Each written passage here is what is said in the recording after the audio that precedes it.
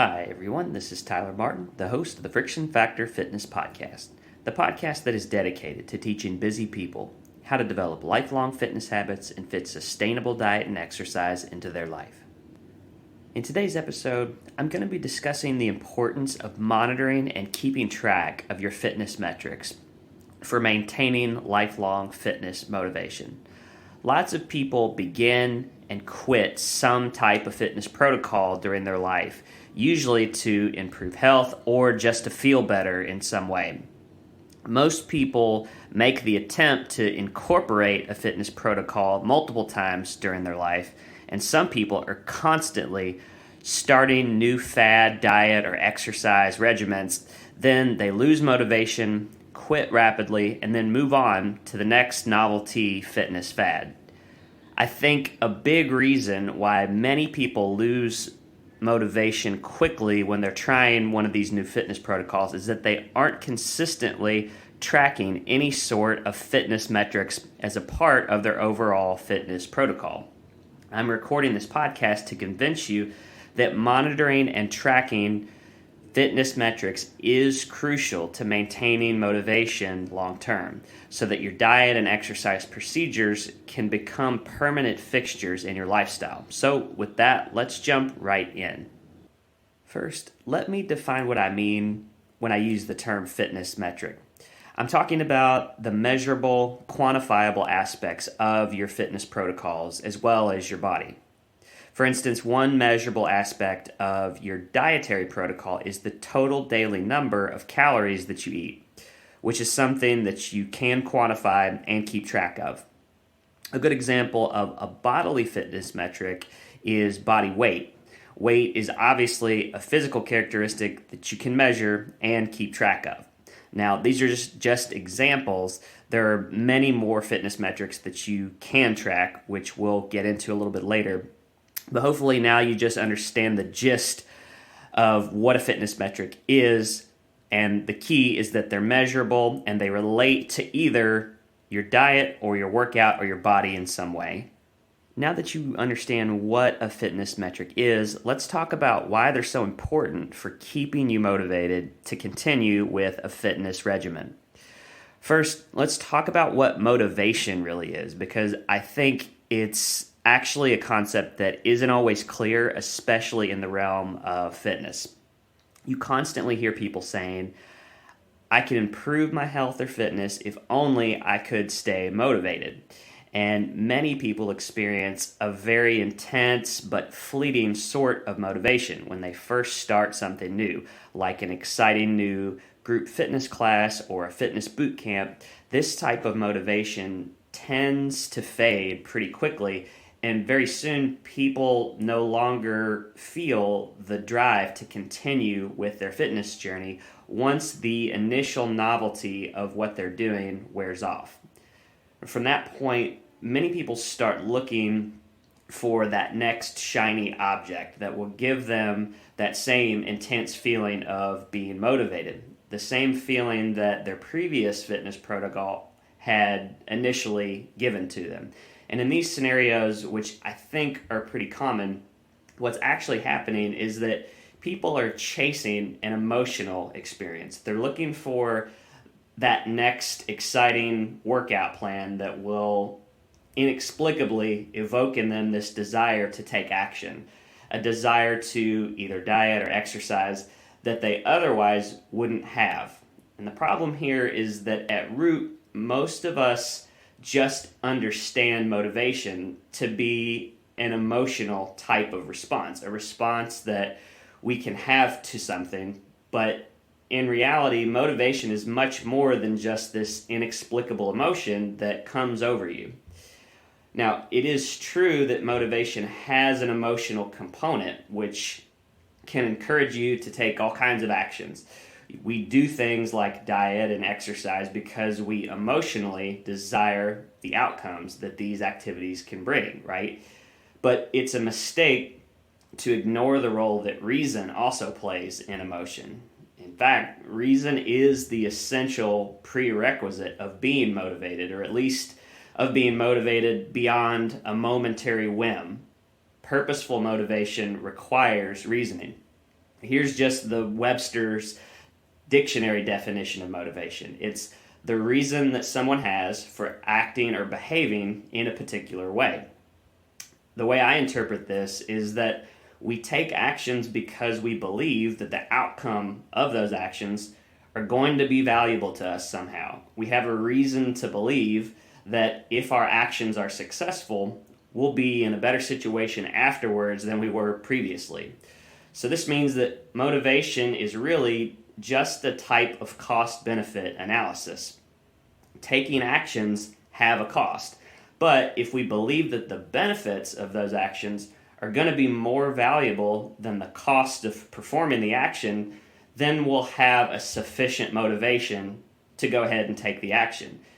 Now, this is a very different take on motivation compared to this idea that motivation is just a feeling, just an impulse that comes and goes and we're not really sure why.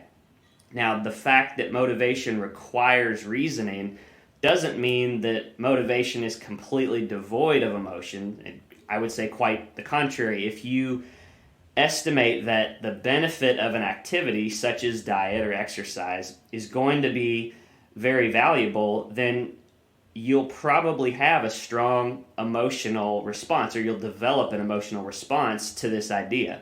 So if your reasoning fits nicely into the context of your lifestyle and your life, and what you value, in this case, what diet or exercise could give you, if you value that, then powerful emotion should accompany your reasoning, and that's something that can develop. And this is what strong motivation that can be consistent really looks like. Okay, so if fitness motivation is simply the belief that the payoff of our fitness activities will be more valuable than the cost in terms of time or energy expenditure, what role then do fitness metrics play in being motivated? The real value of fitness metrics is that they can tell you whether your actions are having the desired outcome. In other words, they're the feedback mechanisms that help you gauge whether or not your plan is on track, whether it's working. So for example, if you're on a diet that was designed to help you lose 1 pound per week and you're regularly checking your weight, then you have some kind of a feedback mechanism that can indicate if your plan is actually working, right? If the feedback is that your diet plan is working, this means that the time and the energy that you're spending on your diet is probably paying off, or seems to be paying off in terms of your weight loss goal. So in this scenario, you're likely to stay motivated as long as you continue to value losing weight more than the time and the energy that it takes you to follow your diet plan. If, on the other hand, your regular weigh-ins are showing you that you're not losing weight or that you're gaining weight, this would indicate that the actions you're taking, your dieting, isn't working, and that you'd probably start losing motivation to continue with that current plan. So you can see how the role of fitness metrics is to help you grasp or concretize the value that you're getting out of your fitness activities. Metrics make it explicitly clear that your actions are either effective or not effective, that you're having success or not. And if they indicate that you're not having success, that is a prompt for you to change your action plan and try again for better results. So the bottom line is that people need good reasons to exercise and eat right, and feedback from fitness metrics can validate or invalidate the methods that you're using to achieve your goals. Without some kind of feedback mechanism, without metrics, we can't be sure that our fitness activities are actually having an impact, which eventually is going to raise the question, is it worth it to keep dieting or exercising if I'm not sure that it's really doing any good? And for most people, they can't go very long with this question in mind without having an answer to that question. And if it's not clear that your fitness endeavors are really delivering value, then you're going to quickly lose motivation and probably quit, which makes sense because No one wants to waste their time and energy on something when there's no evidence that there's a payoff, that it's actually working for you. So if keeping track of fitness metrics is so important to staying motivated, why isn't this a focal point of most people's diet and exercise activities? In my opinion, the first reason is that people aren't fully aware of the role that feedback mechanisms play in their motivation. The other reason is that keeping track of fitness metrics seems to add additional steps. The perception is that it adds additional steps to the process of living a healthy lifestyle. They take additional time and energy, which creates more friction in people's life. So most of us choose not to keep track of things, or at least not to keep track of things consistently. First, I'd say that I don't keep track of fitness metrics because it takes too much time and energy. It's too much work. This attitude is fundamentally mistaken. While doing things like regularly checking your weight or keeping track of how many strength training reps and sets you're performing may seem like this annoying extra step, the long-term benefit of these extra steps is going to far outweigh those momentary inconveniences that seem to be present in this whole process of tracking things, of tracking metrics. The first major benefit of metrics checks is just this daily boost of confidence that they can deliver. When I fill out my performance log and I see that I've gotten a little bit stronger from a previous workout, that reinforces the fact that my system is working, that I am being effective, and that I'm on the right track and have some degree of control over the direction of my progress.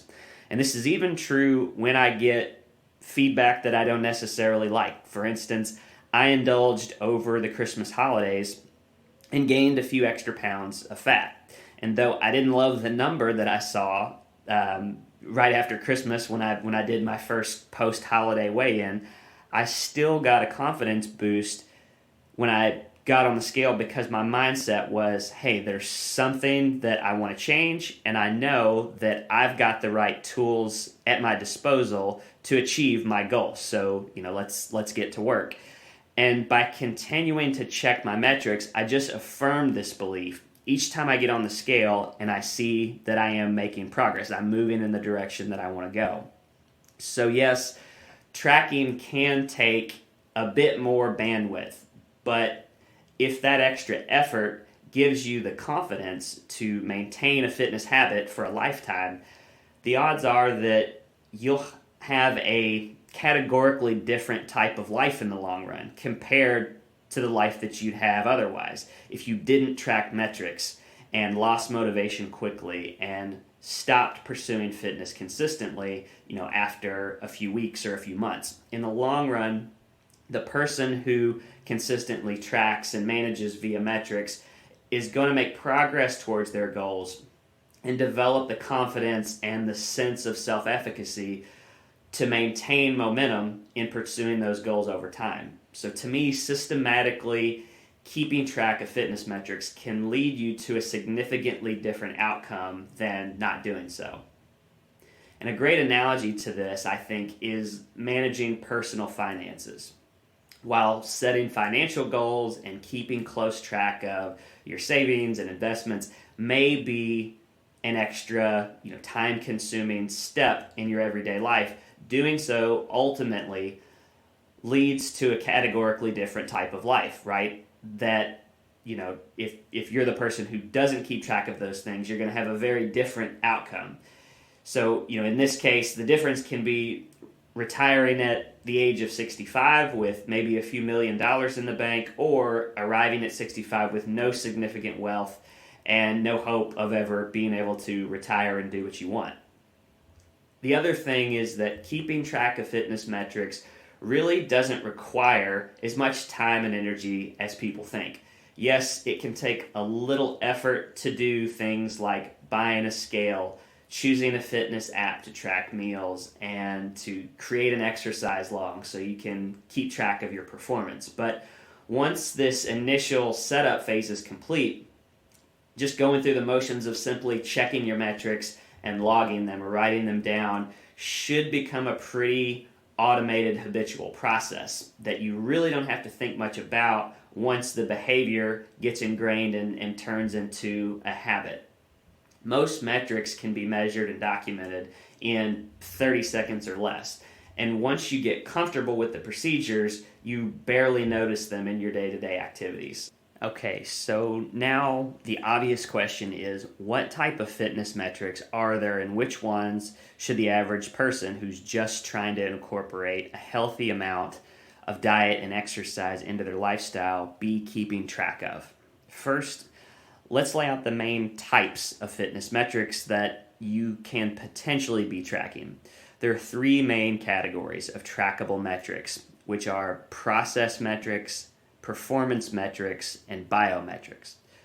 Process metrics measure whether or not you stick to a predefined execution plan, either dieting or exercising or both.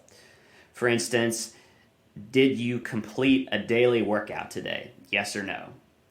Did you stick to your diet plan for the day for calorie intake? Yes or no? Process metrics relate to some activity that you've planned to do, and they are binary, meaning that the outcomes are either true or false.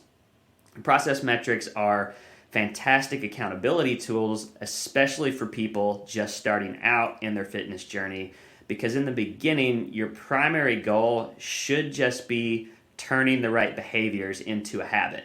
So behavior consistency is key, and process metrics are a great way to measure how successful you are at sticking to a behavior commitment.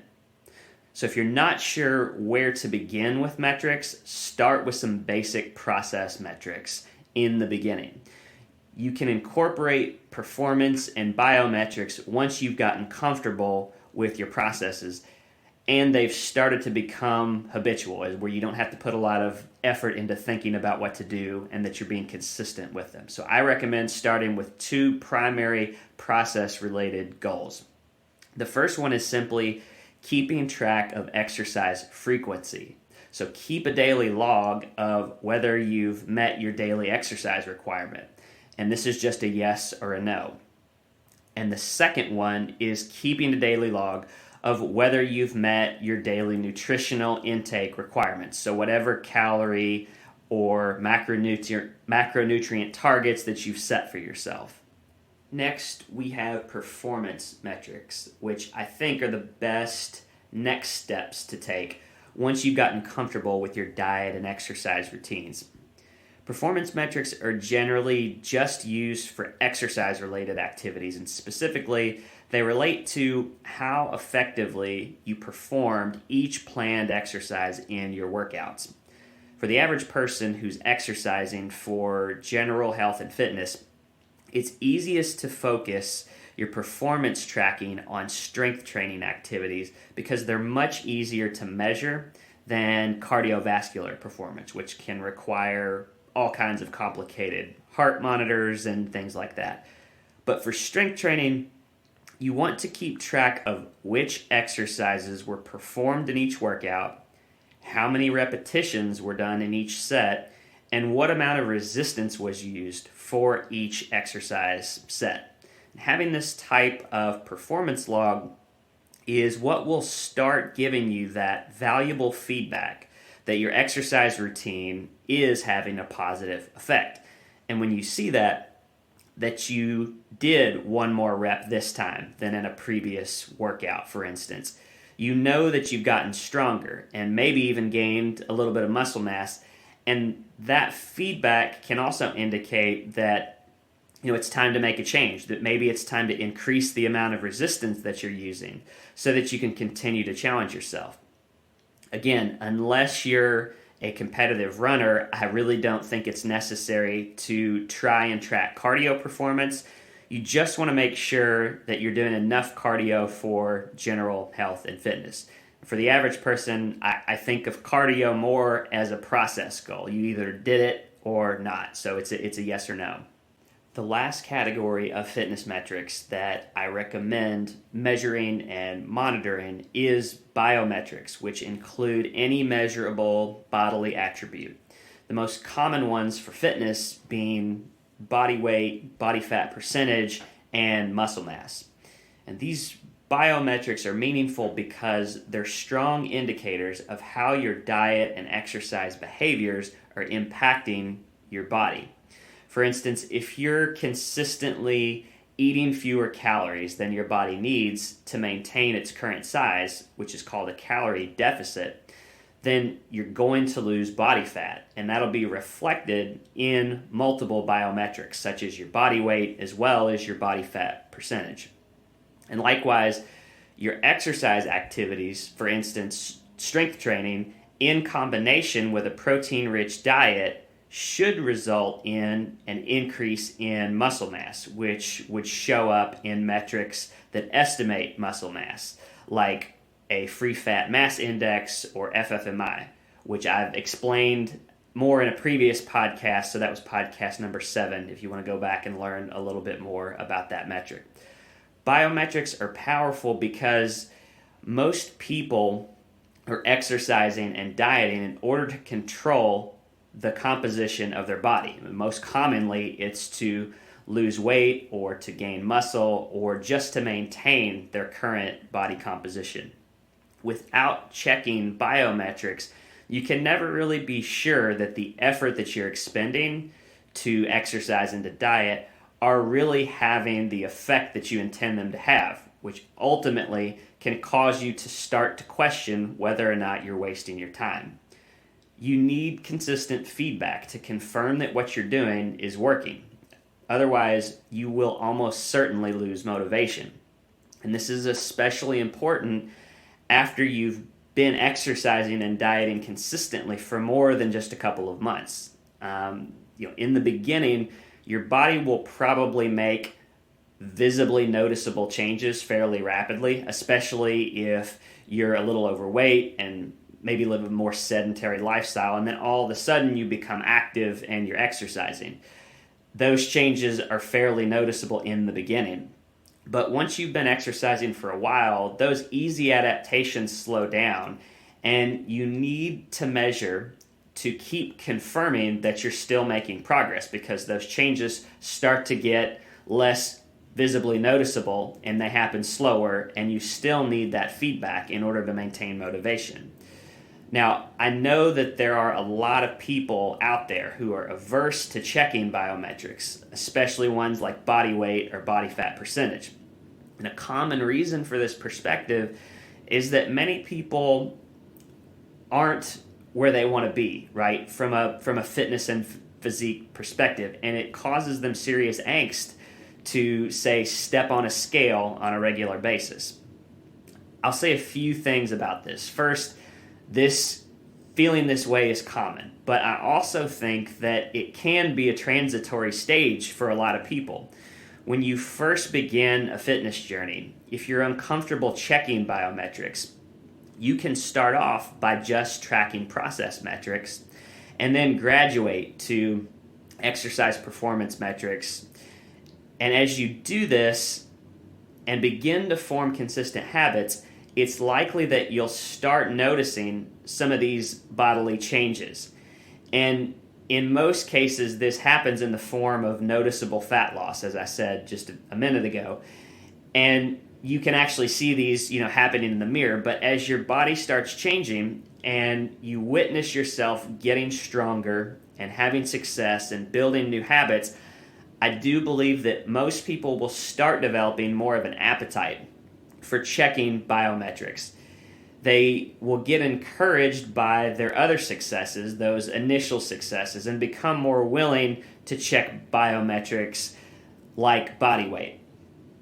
Not because they're now where they necessarily want to be, they're as a final goal, but because they've ingrained confidence that what they're doing is effective, because they're seeing it show up in their performance and in the fact that they've developed new habits and they're sticking with those commitments. So you develop a more positive mindset about what's possible. And this comes from the success of tracking more basic metrics, so the process and the performance-based metrics. But for the reasons that I have already mentioned, I do think it's important at some point to eventually incorporate regular biometrics checks to help maintain motivation, especially as you become more experienced and consistent with following your exercise and fitness protocols. Okay, so with that, let's wrap up today's podcast. I encourage everybody listening to consider adding regular fitness metrics checks to their fitness protocols, because in the long run, they'll serve as important feedback loops that you'll need to maintain motivation and maintain a healthy lifestyle for the long run. If you'd like more information on how to check biometrics in particular, like body fat percentage, lean muscle mass, check out, as I mentioned, podcast episode number 7, Assessing Body Composition, because I go into much more detail about the tools you need, how to set up those processes, exactly what to do. And then podcast episode number 10 is another great one where I elaborate on how you can turn some of these protocols into daily habits, and that one is called Monitoring Body Composition. Thanks again for listening to the Friction Factor Fitness Podcast.